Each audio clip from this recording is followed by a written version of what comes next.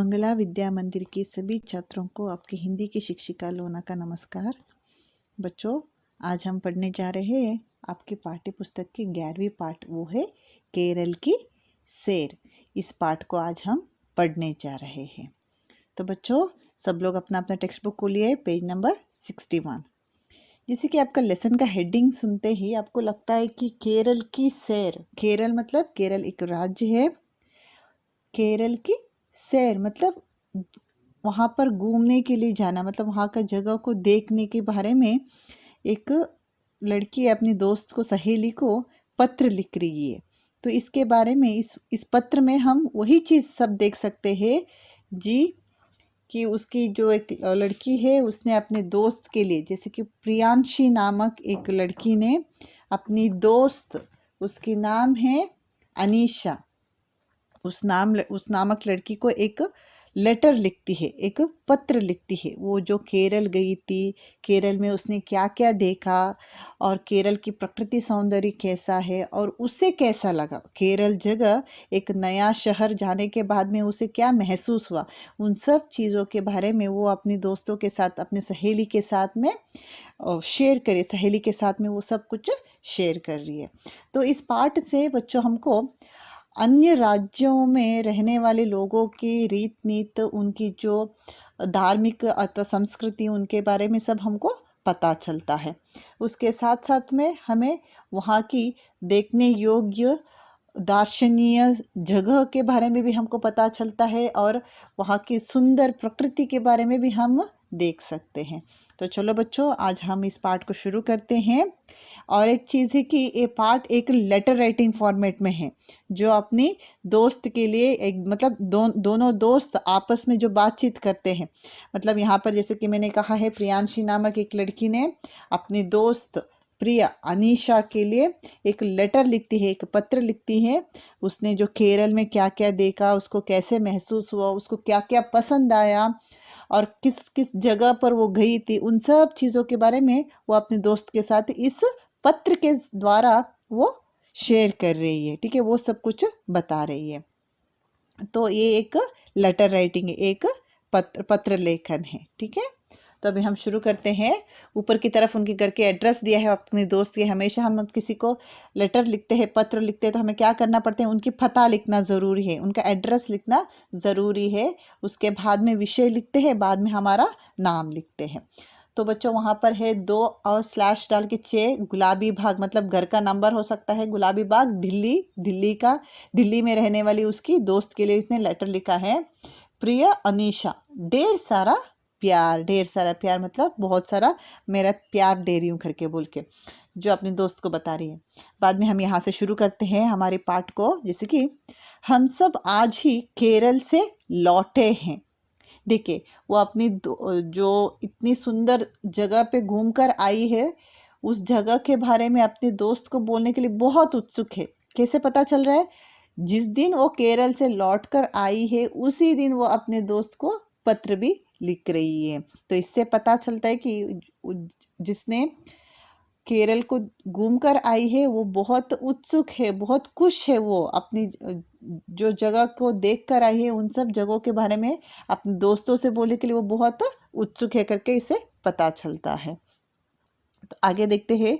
केरल बहुत ही सुंदर प्रदेश है, केरल बहुत ही सुंदर प्रदेश है।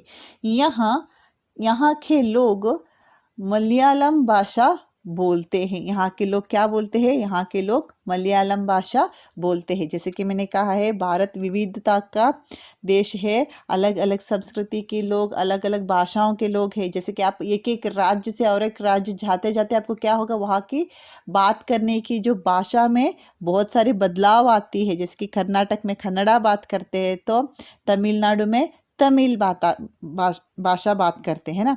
उसी तरह भाषाओं में भी बहुत सारे चेंजेस होते हैं।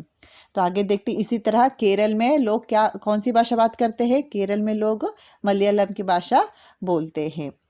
उधर चारों ओर हरियाली ही हरियाली है। वहाँ पर क्या है? चारों ओर, हर जगह पे हरियाली, मतलब ग्रीनरी से बहुत क्या बोलते हैं, नेचर आपको देखने के लिए बहुत सुंदर वहाँ पे मिलती है। हरियाली ही हरियाली है।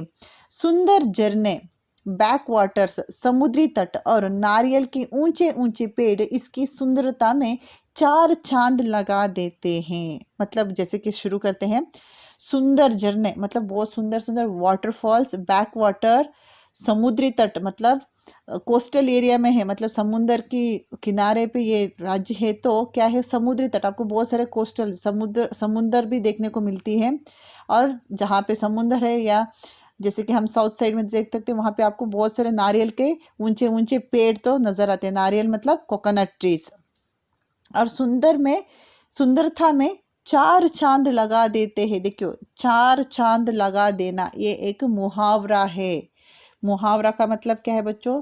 किसी भी एक शब्द को या किसी भी एक वाक्य को और या भाषा को कितनी अच्छी तरीके से तुम बोल सकते हो, वही है मुहावरा। तुम कितने अच्छे से बोल सकते हो उसको हम मुहावरा कहते हैं। जैसे कि बोल रहे, देखो उस प्रकृति के सौंदर्यता को कैसे बोल रही है कि चार चांद लगा देना। मतलब हम बोलते हैं ना चांद बहुत सुंदर है करके बोलते हैं, अति सुंदर है चांद करके।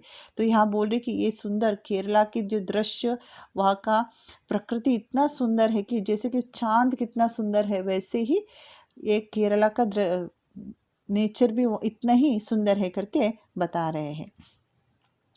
सुंदरता के कारण ही इसे ईश्वर का देश कहा जाता है। सुंदरता के कारण ही इस जगह को ईश्वर का, भगवान, सिर्फ भगवान स्थित रहने वाली जगह करके इसे कहते हैं। हमने वहाँ चाय, रबर, कॉफी और इलायची के खूब भाग बगीचे देखे। केरल प्रदेश खूब खूबधार मसालाओं के लिए भी प्रसिद्ध है।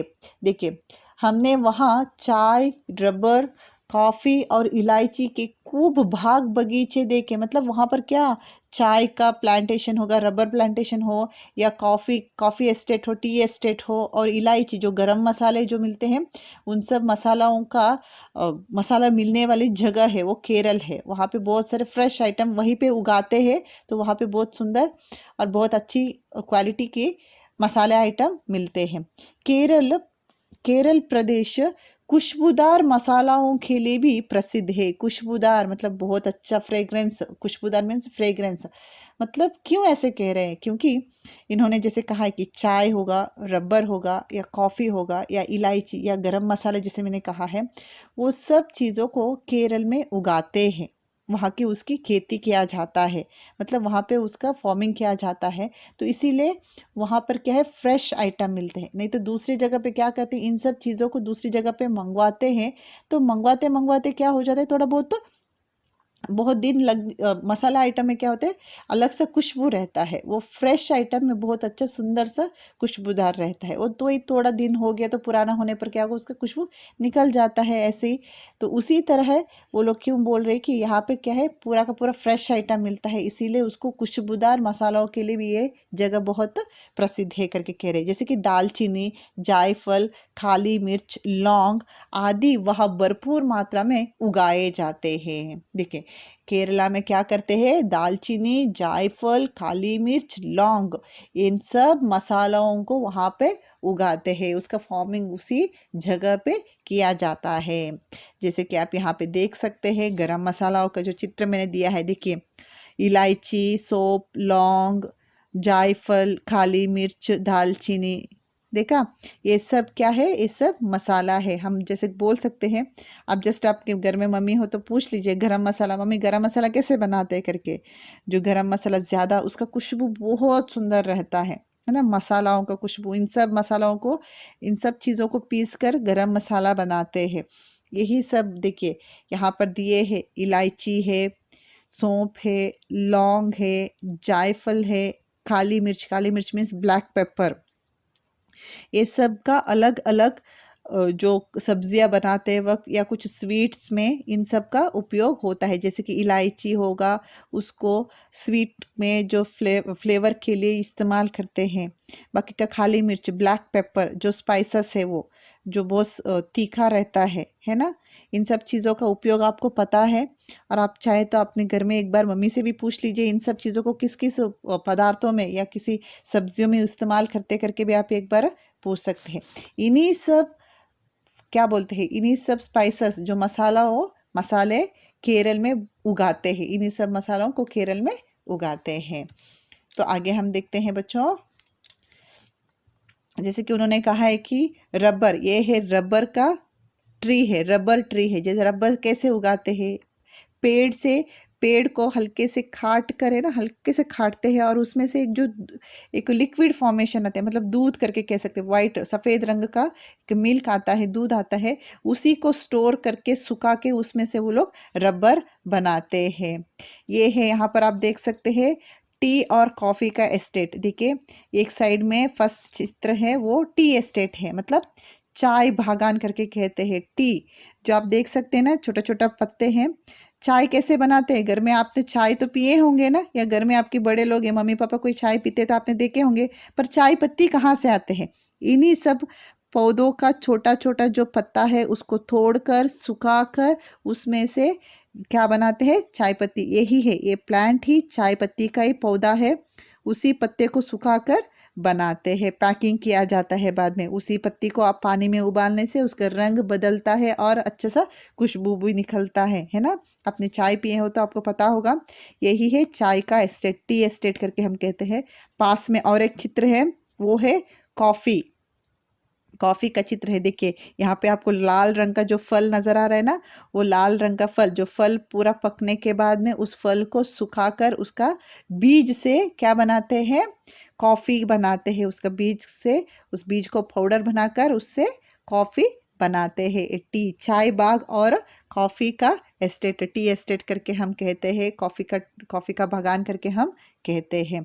तो बच्चों आपने यहाँ पे देख लिया ना, केरल में उगने वाले चीज़ जैसे कि खुशबूदार मसाले, जैसे कि लौंग, उन्होंने कहा है दालचीनी, जायफल, काली मिर्च, लौंग, इन सब चीज़ों को केरल में उगाते हैं। साथ में उस लड़की ने क्या क्या देखा केरल में, चाय, रबर का बागान देखा, रबर एस्टेट देखा है, और टी एस्टेट, कॉफ़ी एस्टेट, चाय बागान और कॉफ़ी का एस्टेट भी उसने देखा है।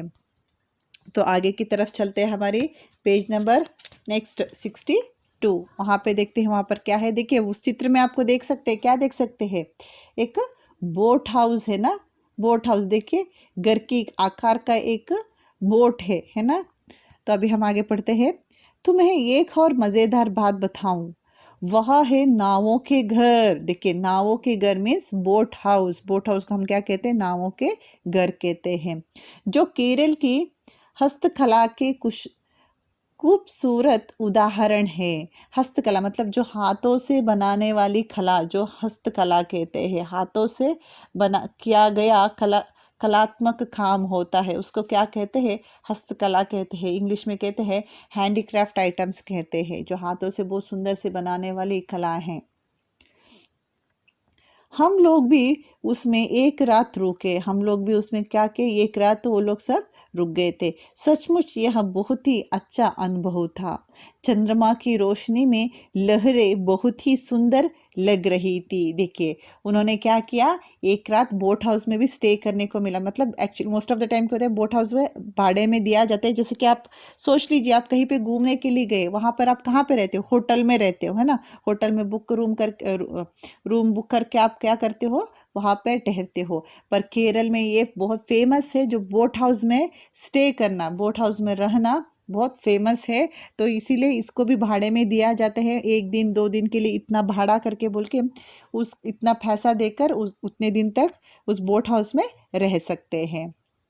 चंद्रमा की रोशनी में लहरें बहुत ही सुंदर लग रही थी, बहुत ही सुंदर लग रही थी। जब हम हाउस बोट से उत्तर की ओर गए तो जंगल का सौंदर्य देखकर मजा आ गया। जो एक से आप इसी से पता चलता है कि एक तरफ नदी है तो और एक तरफ बहुत बड़ा जंगल है, बहुत बड़ा जंगल मतलब बहुत बड़ा फॉरेस्ट है करके। कहीं रबर के पेड़ थे तो कहीं तरह तरह की वनस्पतियाँ। देखिए बहुत बड़ा जंगल, एक साइड में आप देखें तो नदी है, नदी के किनारे, और एक साइड में आप इस पिक्चर में देख सकते हैं, एक साइड में नदी है तो पीछे की तरफ नारियल के बगीचा है, पेड़ पौधे है ना। वनस्पतियाँ मतलब अलग अलग तरह के पेड़ पौधे को हम वनस्पति करके कहते हैं। और वो क्या कह रही है कि एक साइड में पानी के लहरें हैं तो और एक जगह पे क्या है, रबर की प्लांटेशन भी था और अलग अलग तरह की पेड़ पौधे भी थे करके। अनीशा, हम यहाँ से कुछ ही दूरी पर स्थित पातिरमानल भी गए, मतलब फातिरमानल भी गए। यह एक छोटा सा खूबसूरत द्वीप है, एक छोटा सा आइलैंड है। जैसे कि आप इस चित्र में देख सकते हो बच्चों, एक क्या है, एक आइलैंड, एक पातिरमन। ये जो चित्र आप देख रहे हो, यही आइलैंड है।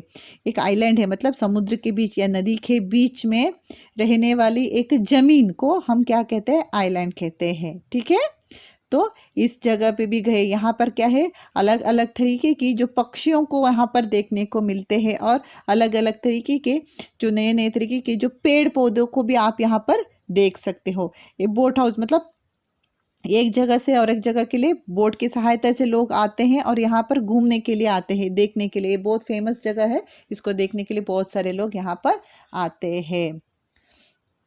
खूबसूरत द्वीप है, देखिए यहाँ एक छोटा सा खूबसूरत द्वीप है।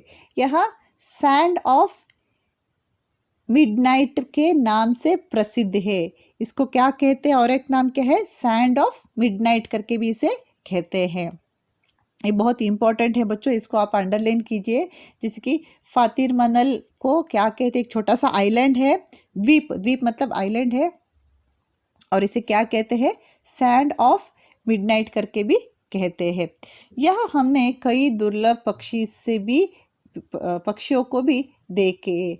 क्या मतलब, जो बहुत कम देखने को मिलने वाले जो पक्षी है, बहुत कम, हमेशा देखने को नहीं मिलते। कुछ माइग्रेशन के टाइम पे वो लोग आते हैं, वो लोग चिड़िया लोग सब आते हैं, वैसे पक्षियों को इस आइलैंड में आप देख सकते हो करके उसने कहा है। तो बाद में देखते हैं बच्चों, केरल प्रदेश की एक और प्रमुख विशेषता है भोजन में केले का उपयोग। देखिए, भोजन में किसका उपयोग करते हैं वो लोग, भोजन में केले का पत्ता मतलब केले का पत्ता मतलब बनाना लीव्स को उपयोग करते हैं। तो बच्चों आप यहाँ पे देख सकते हैं, जो मैं आगे की तरफ दिखाने वाली हूँ आपको, ये है बोट हाउस है। देखिए कितना सुंदर है,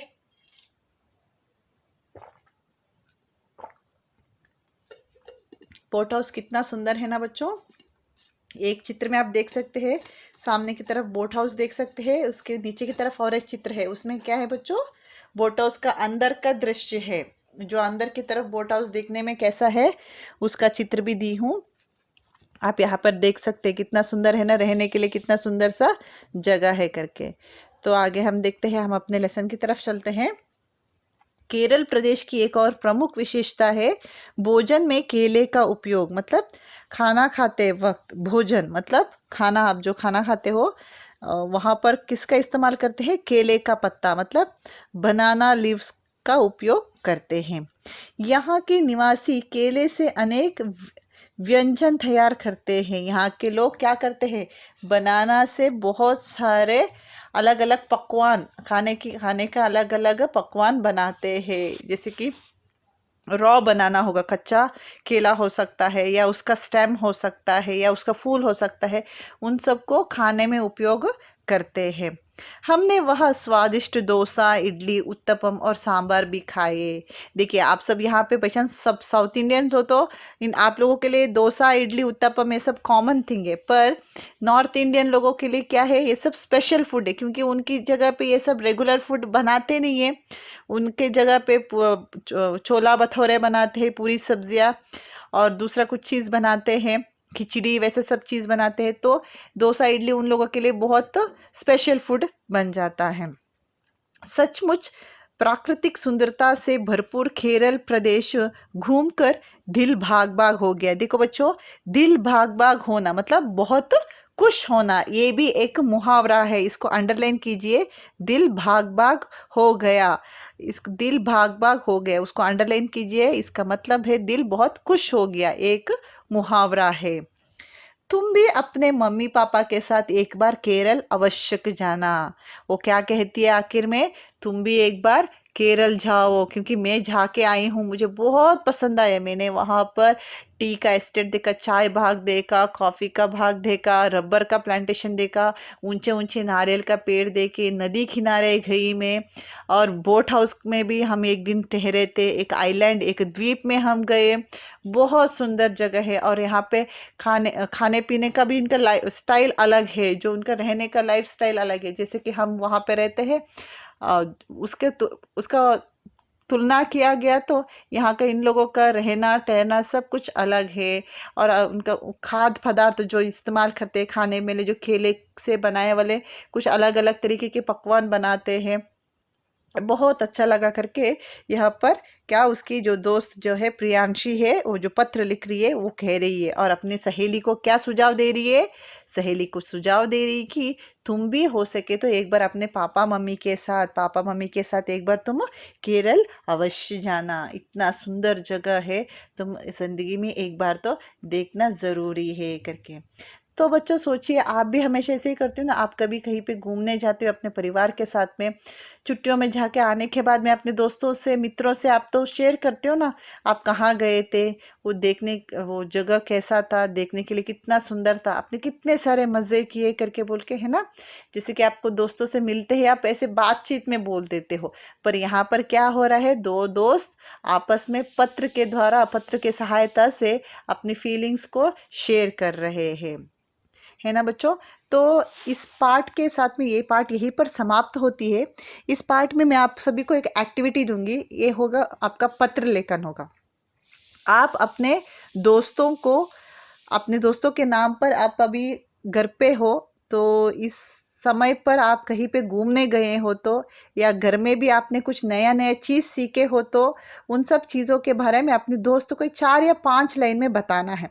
पहला होगा, आप जिस दोस्त के लिए पत्र लिख रहे हो, उस दोस्त का नाम आप लिखेंगे। उसके उपरांत आपका विषय लिखेंगे। आपका विषय कुछ भी हो सकता है, या आप आपके घर में जो भी कुछ अभी रिसेंट में जो दीपावली जो सेलिब्रेशन किए हैं, वो दीपावली सेलिब्रेशन को आपने कैसे किए हैं, किस तरह से दीपावली का सेलिब्रेशन किए, घर में कौन कौन आए, मम्मी ने किस तरह का नया नया पकवान बनाया, मतलब स्वीट्स बनाया, उन सब चीज़ों के बारे में आप लिख सकते हो। अथवा नहीं तो आप क्या कर सकते हो, आप बाई चांस इन्हीं समय पे कहीं पे बाहर घूमने गए हो तो कहाँ गए थे, क्या क्या देखा आपने, वो भी लिख सकते हो। नहीं तो अभी घर में बैठकर आपने कुछ नया चीज़ सीख रहे, जैसे कि कलरिंग करना, क्राफ्ट वर्किंग करना, या कुछ आपने कुछ घर में बैठ के कुछ मॉडल्स बनाए हैं, उन सब चीज़ों के बारे में आप उस पत्र में लिख सकते हो। ठीक है? तो लिखने का तरीका कैसा होगा? पहले होगा, आप किस दोस्त के लिए या अपने कौन सा मित्र के लिए आप लिख रहे हो, उसके बारे में एड्रेस लिखना है। एड्रेस मतलब उसका दोस्त का नाम लिखने से काफ़ी है। उसके बाद में विषय लिखना है, कम से कम 5 वाक्य तो लिखना ज़रूरी है। 5 सेंटेंस आपको लिखना ज़रूरी है। उसके बाद में आप अपना नाम लिखेंगे। जैसे कि इस लेटर राइटिंग में आप देख सकते हैं, इस लेसन में आप देख सकते हैं, जैसे कि लास्ट में है, तुम्हारी सखी, लड़की हो तो तुम्हारी सखी होगा, लड़का हो तो तुम्हारा सखा। ठीक है? या नहीं तो तुम्हारा मित्र करके तुम आप लिख सकते हो। ये आपका एक्टिविटी होगा बच्चों। इस एक्टिविटी को आप कैसे लिखेंगे? आप एक A4 साइज पेपर शीट में लिखेंगे, क्लास वर्क्स में नहीं, आप अपने A4 साइज पेपर शीट में लिखेंगे। और जब भी आप इसको पोस्ट करोगे तो आप अच्छी तरीके से नाम लिखेंगे, तो दोबारा नाम लिखने की ज़रूरत नहीं है आपका। पर फिर भी आप एक बार अच्छे से अपना लेटर राइटिंग के ऊपर की तरफ आप अपना नाम लिख लीजिए, किस बच्चे ने इस एक्टिविटी को किया करके मुझे देखना है, इसीलिए लेटर राइटिंग का एक्टिविटी दे रही हूँ। इस लेटर राइटिंग एक्टिविटी को बहुत अच्छे तरीके से आप कंप्लीट कीजिए। ठीक है बच्चों? इस एक्टिविटी का मार्क्स भी होगा। ठीक है? ऐसे मत सोचिए कि मैडम ने ऐसे सिंपल एक्टिविटी दे दिया करके, इस एक्टिविटी का मार्क भी है। तो बच्चों, पाठ यहीं पर समाप्त होती है। तो अभी हम चलते हैं अभ्यास की तरफ। मैं सिर्फ शब्दार्थ पढ़ने वाली हूँ।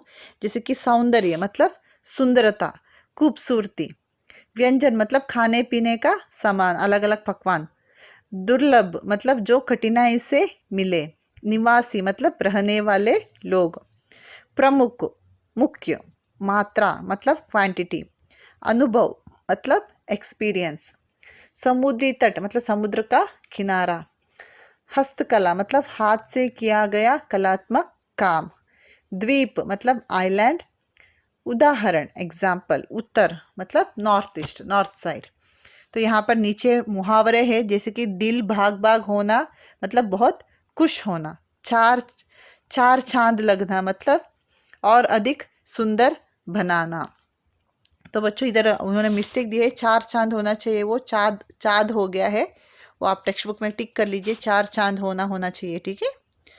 तो बच्चों यहीं पर हमारे पाठ समाप्त होते हैं। इसकी जो संबंधित कक्षा कार्य मैं आपको पीडीएफ के द्वारा भेज दूंगी। पर आपका इस पाठ का एक्टिविटी क्या होगा, एक लेटर राइटिंग होगा। कौन सा भी विषय आप ले सकते हो, मैं आपको विषय में कोई कंडीशन नहीं दे रही हूँ, आपको ऐसे ही लिखना है वैसे ही लिखना नहीं बोल रही हूँ, सिर्फ आपका लेटर फॉर्मेट कैसा होना चाहिए, इस पार्ट में जो फॉर्मेट दी है उसी फॉर्मेट में पहले आप अपने मित्र का नाम लिखेंगे, विषय लिखेंगे, उसके उपरांत आप अपना नाम लिखेंगे, ठीक है। A4 साइज पेपर शीट ले सकते हैं, नहीं तो और सुंदर दिखने के लिए आप craft paper, colour craft paper का भी प्रयोग कर सकते हो, और स्केच में तो कॉन्ट्रास्ट कलर दूसरे अलग रंग से आप सुंदर से स्केच में लेटर लिख सकते हो। 5 वाक्य लिखने से काफ़ी है, किसी भी विषय के ऊपर आप लिख सकते हो। घर में जो मनाए जाने वाले कुछ त्योहार के बारे में लिख सकते हो, या आप कहीं पे घूमने गए हैं उसके बारे में लिख सकते हो, अथवा कोरोना समय पे आप घर में बैठ के कुछ नए चीज़ सीखे हैं उसके बारे में भी आप अपने मित्रों से शेयर कर सकते हो, विषय को शेयर कर सकते हो। तो ठीक है ना बच्चों, ये आपका एक्टिविटी है, एक्टिविटी के लिए मार्क्स भी है। उस एक्टिविटी को सुंदर तरीके से स्नैप निकाल के आप अपनी क्लास के ग्रुप में पोस्ट करेंगे। ओके बच्चों, तो आशा करती हूँ बच्चों आज की पढ़ाई आपको बहुत अच्छे से समझ में आया होगा। इसकी संबंधित कक्षा कार्य मैं आपको पीडीएफ के द्वारा भेज दूंगी। धन्यवाद।